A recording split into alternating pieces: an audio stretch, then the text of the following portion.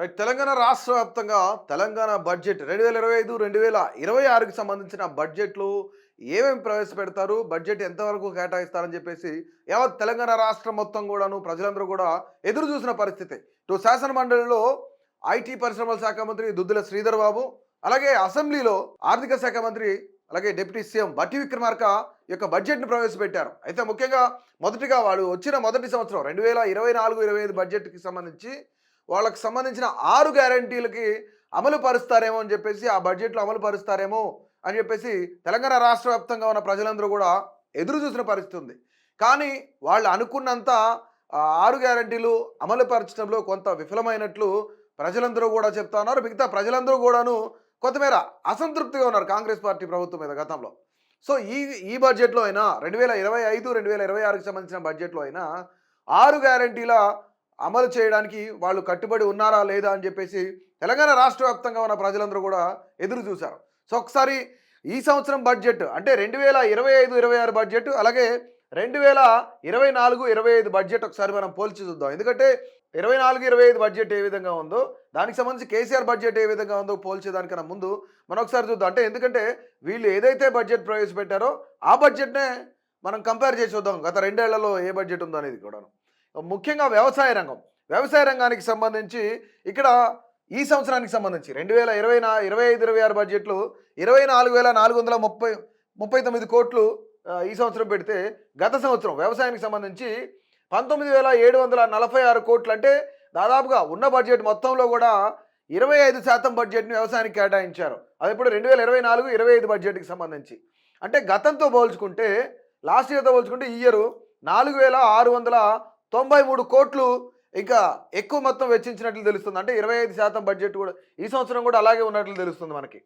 ఇక మూసీ హైడ్రాకి సంబంధించి ఇది తెలంగాణ రాష్ట్ర వ్యాప్తంగా కూడా ఒక పెద్ద కుదుపును తీసుకొచ్చింది. ముఖ్యంగా కాంగ్రెస్ ప్రభుత్వం మీద ప్రజలు వ్యతిరేకత రావడానికి, అంటే అర్బన్ ఏరియాల్లో కొంతమేర ఎక్కువ వ్యతిరేకత రావడానికి ఈ మూసీ హైడ్రా అని చెప్పొచ్చు. సో దీనికి సంబంధించిన బడ్జెట్ 2025, 26 బడ్జెట్ 1,200 కోట్లు ప్రవేశపెట్టారు. అంటే ఈ సంవత్సరం 1,200 కోట్లు పెడితే గత సంవత్సరం 1000 కోట్లు అనమాట. అంటే గత సంవత్సరం కన్నా ఈ సంవత్సరం ఒక 200 కోట్ల రూపాయల బడ్జెట్‌ని ఎక్కువ పెట్టారనమాట. ఇక మూడోది మనం చూసుకున్నట్లయితే విద్యాశాఖ. ఇది అన్ని ప్రభుత్వాల్లో చాలా కీలకమైన విద్యారంగం. ఈ శాఖకు సంబంధించి 2025, 26 అంటే ఈ సంవత్సరానికి విద్యారంగానికి 23,108 కోట్లు బడ్జెట్ కేటాయింపులు జరిగితే, గత సంవత్సరం 2024, 25 బడ్జెట్‌లో 21,389 కోట్లు రాష్ట్ర బడ్జెట్లో కేటాయించారనమాట.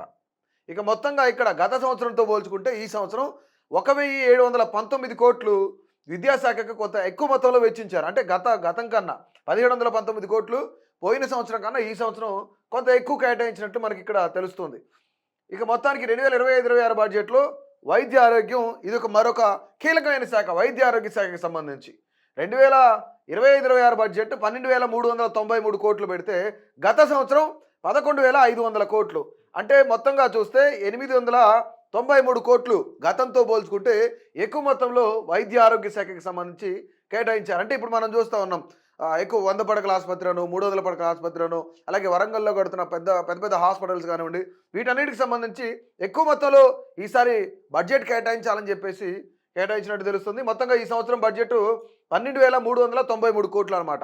అంటే గతంతో పోల్చుకుంటే ఇప్పుడు 893 కోట్లు ఎక్కువ. ఇక మరొకటి ఉపాధి మరియు నైపుణ్యాభివృద్ధి. అంటే ఎంప్లాయ్మెంట్కి సంబంధించి, యువత ఎంప్లాయ్మెంట్కి సంబంధించి, అంటే ఇప్పటివరకు ప్రభుత్వం ఎంప్లాయ్మెంట్కి సంబంధించి దాదాపుగా మేము ఈరోజు దుద్దిల శ్రీధర్ బాబు శాసనమండలిలో ప్రవేశపెట్టినప్పుడు 57,000 ఉద్యోగాలు మేము ఇచ్చాం, 57,000 పైచిలకు ఉద్యోగాలు ఇచ్చాం. ఇంకా బట్టి విక్రమార్క నేను ఒక స్టేట్మెంట్ ఇచ్చారు. అంటే ఉద్యోగాల విషయంలో మేమిచ్చే నోటిఫికేషన్లు వద్దు, కొంతకాలం మాకు టైం ఇవ్వండి అని చెప్పేసి యువతే చెప్తున్నారు. యువతే నోటిఫికేషన్లు ఆపేయమంటున్నారని చెప్పేసి నిన్న బట్టి విక్రమార్క కూడా ఒక సంచలనమైన ఆయన వ్యాఖ్య చేశారనమాట. సో ఇక ఎంప్లాయ్మెంట్కి సంబంధించి ఈ సంవత్సరం 2025, 26 బడ్జెట్లో 5,200 కోట్లు బడ్జెట్ కేటాయిస్తే, గత సంవత్సరం 4,500 కోట్లు. అంటే ఇది కాంగ్రెస్ పార్టీ వచ్చిన మొట్టమొదటి సంవత్సరం 4,500 కోట్లు బడ్జెట్ ప్రవేశపెడితే, ఈ సంవత్సరం 5,200 కోట్లు. అంటే గత సంవత్సరంతో పోల్చుకుంటే 700 కోట్ల రూపాయల బడ్జెట్ని ఎక్కువ మొత్తంలో కేటాయించారు ఎంప్లాయ్మెంట్కి సంబంధించి. ఇక మరొకటి మహిళా శిశు సంక్షేమ శాఖ ఇదొకటి చాలా చాలా ఇంపార్టెంట్. ఎందుకంటే ఇప్పుడు మహిళలకు సంబంధించి ఏదైతే గృహజ్యోతి గాని, ఆ పథకాలు ఏదైతే ఉన్నాయో వీటితో పాటు మహాలక్ష్మి పథకం ఇవన్నీ కూడాను మహిళలకు అందజేస్తా ఉన్నారు.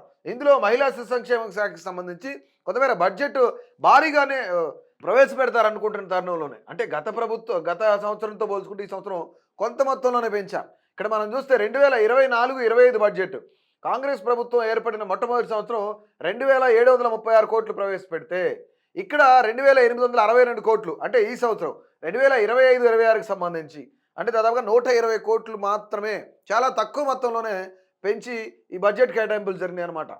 సో ఇప్పుడు ఎంతవరకు మహిళలకు ఉచిత గ్యాస్ కానీ, కరెంటు కానీ, ఉచిత కరెంటు కానీ, ఉచిత బస్సు కానీ, వీటితో పాటు మరికొన్ని 2500 స్కీమ్ ఏదైతే ఉందో వీటన్నిటికి సంబంధించి కొంతమేర ఎక్కువ మొత్తంలో కేటాయిస్తారనుకుంటున్న తరుణంలోనే మరొకసారి మహిళలకు సంబంధించిన మహిళా శిశు సంక్షేమానికి సంబంధించి చాలా తక్కువ బడ్జెట్ ప్రవేశపెట్టినట్టు తెలుస్తుంది.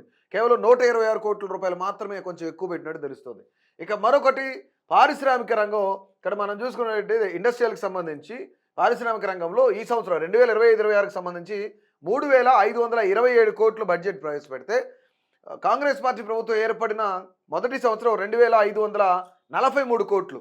అంటే గత సంవత్సరంతో పోలిస్తే ఈ సంవత్సరం బడ్జెట్ ఒక 9984 కోట్లు కొంతమేర ఎక్స్ట్రా వెచ్చించినట్లు తెలుస్తుంది పారిశ్రామిక రంగానికి. ఇక మరొకటి మనం చూద్దాం.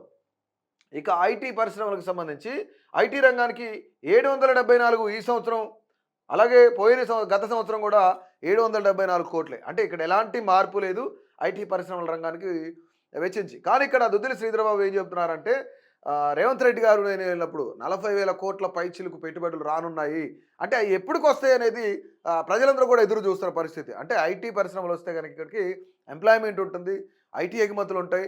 వీటితో పాటుగా కొంతమేర రాష్ట్ర ఆర్థిక పరిస్థితులు కూడా మెరుగుపడే అవకాశం ఉంది. కొత్త కంపెనీలు రావడంతో ఎంప్లాయ్మెంట్ కూడా పెరుగుతుంది. కానీ ఇక్కడ మన ఐటీ రంగానికి చాలా తక్కువ బడ్జెట్ కేటాయించినట్టు తెలుస్తుంది మనకి. సో మరొకటి మనం చూసినట్టయితే నీటిపారుదల రంగం. అంటే వీటితో పాటుగా మనం కొన్ని అంశాలను కూడా పరిగణలోకి తీసుకోవాలి. ఎందుకంటే వేరే ఇప్పుడు ఎస్సీ, ఎస్టీ, బీసీ, మైనారిటీ సంస్థలకు సంబంధించి కార్పొరేషన్లకు సంబంధించి కూడా కొంతమేర బడ్జెట్ ప్రవేశపెట్టారు. ఇక నీటిపారుదల రంగానికి సంబంధించి ఇది పెద్ద మొత్తంలో ప్రవేశపెట్టినట్టు తెలుస్తుంది. గతంలో బాగా ఎక్కువ పెట్టారు, కానీ ఈ సంవత్సరం కొంచెం తగ్గించినట్టు తెలుస్తుంది. ఇక్కడ 23,373 కోట్లు 2025-26 వార్షిక బడ్జెట్కి సంబంధించి అయితే ఇక 2024-25 గత సంవత్సరంలో 28,024 కోట్లు. అంటే దాదాపుగా పోయిన గత సంవత్సరం కన్నా ఈ సంవత్సరం 4,651 కోట్ల బడ్జెట్ని కొంతమేర తగ్గించారు నీటిపారుదల రంగానికి సంబంధించి. అంటే అభివృద్ధి బాగుంది, అంటే వాటర్ వస్తున్నాయి అని చెప్పేసి వీళ్ళు అనుకుంటున్నారేమో. కానీ ఇప్పుడు మనం ఒకసారి గ్రామాల్లోకి వెళ్ళి చూసినా, లేదంటే కొన్ని కాన్స్టిట్యున్సీస్లోకి వెళ్ళి చూసినా, మారుమూల ప్రాంతాల్లోకి వెళ్ళి చూసినా రైతులు ఏ విధంగా అవస్థలు పడుతున్నారో, ఏ విధంగా ఇబ్బందులు పడుతున్నారో, నీటి కొరతతో వ్యవసాయం ఏ విధంగా ఇబ్బందులకు గురవుతుందో అని చెప్పేసి రైతులందరూ కూడా ఏడుస్తూ ఆత్మహత్యలు చేసుకున్న పరిస్థితి అయితే ఉంది. సో కాకపోతే ఇక్కడ ఇది కొంతమేర నీటిపారుదలకు సంబంధించి ఇరిగేషన్ డిపార్ట్మెంట్కి సంబంధించి 4,651 కోట్ల బడ్జెట్ని తగ్గించి కేటాయించినట్టు తెలుస్తుంది మనకి ఇక్కడ. ఇక చివరిగా విద్యుత్ రంగం. విద్యుత్ రంగం చూసినట్లయితే 21,221 కోట్లు ఈ సంవత్సరానికి సంబంధించిన బడ్జెట్ కేటాయించారు. గత సంవత్సరంలో 16,825 కోట్లు కేటాయించారు.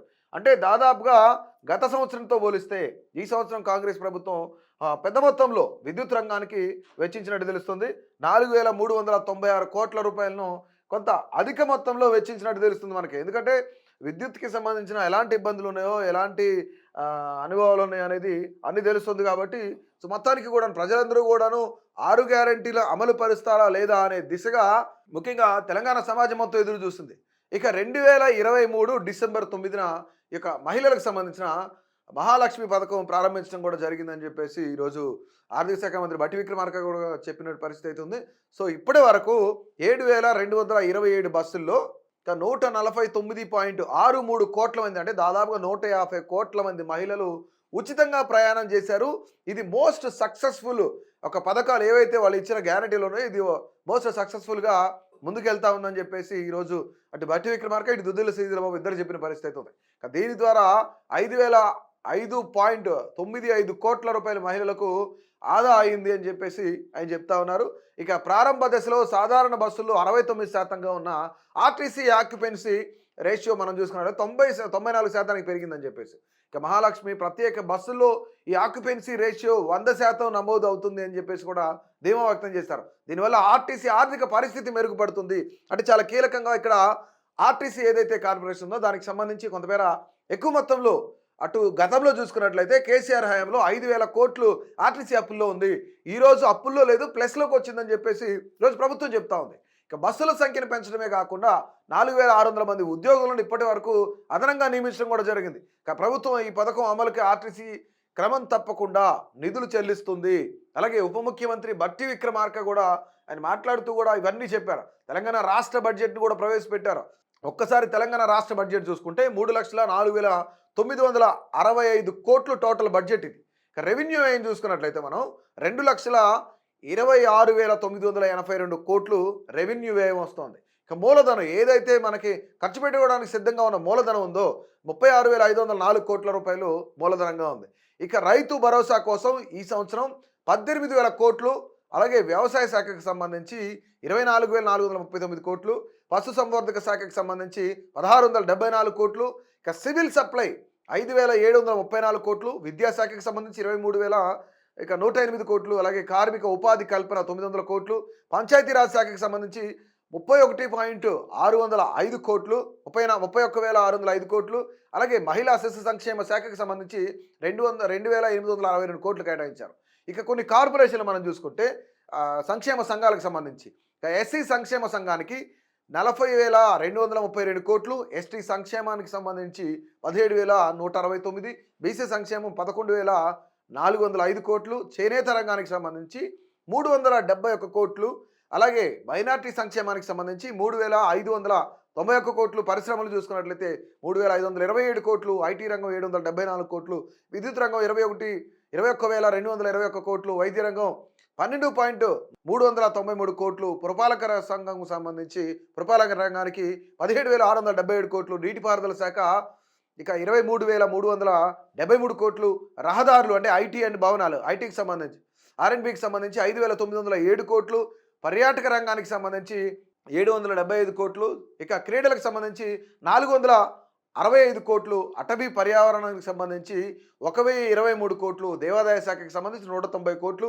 హోంశాఖకు సంబంధించి 10,188 కోట్లు, ఇక బడ్జెట్లో వెనుకబడిన తరగతుల సంక్షేమ శాఖకు సంబంధించి 11,405 కోట్ల ప్రతిపాదనలు, అలాగే 2025-26 బడ్జెట్ మనం చూసుకున్నట్లయితే మొత్తంగా 3,04,965 కోట్లు, ఇక రెవెన్యూ వ్యయం 2,26,982 కోట్లు ఉంది. మొత్తానికిగా ఇక మూలధనం మనం చూసుకున్నట్లయితే 36,504 కోట్లు. గత సంవత్సరంతో పోల్చి చూస్తే ఈ సంవత్సరం కాంగ్రెస్ ప్రభుత్వం 77,983 కోట్లు ఎక్కువ మొత్తంలో వెచ్చించినట్లు మనకు తెలుస్తుంది. సో మొత్తానికి కూడాను గత 2024-25 వార్షిక బడ్జెట్, 2025-26 వార్షిక బడ్జెట్కి మొత్తానికి సంబంధించి కంపారిజన్ ఇదనమాట. సో మొత్తానికి ఈ యొక్క 2024-25 బడ్జెట్ అలాగే 2025-26 బడ్జెట్ పైన మీ యొక్క అభిప్రాయాన్ని తప్పకుండా తెలియజేయండి.